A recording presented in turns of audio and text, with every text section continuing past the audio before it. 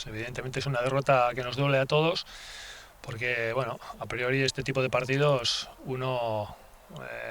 cuenta con sacarlos adelante, pero lo hemos repetido muchas veces a lo largo de esta temporada, que independientemente de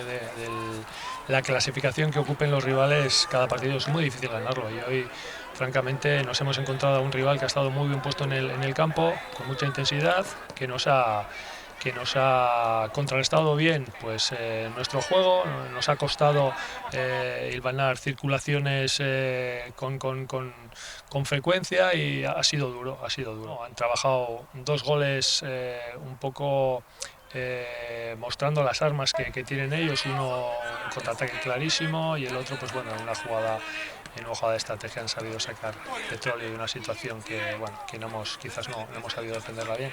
pero bueno, tampoco le puedo reprochar nada al equipo, porque hemos entrado bien en el partido, hemos tenido una buena actitud, una buena mentalidad, pero nos ha faltado pues bueno, quizás la fluidez de otros partidos y también la fortuna. El portero de ellos, Iván, ha estado francamente bien, en la primera parte ha hecho una parada espectacular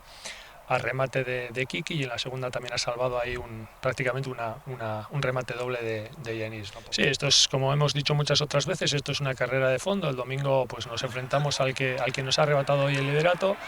Será otro partido también igual de difícil que los que hemos disputado hasta ahora, y bueno, evidentemente trataremos de sacarlo adelante. Estamos bien, a pesar de la derrota de hoy, el equipo está bien, estamos trabajando bien. Y vamos a ver, será difícil evidentemente, porque el Balbank es un serio aspirante a revalidar el título, pero bueno, ahora tenemos que reponernos de las heridas, como el que dice, y a partir de mañana pues pensar ya en ese compromiso del domingo.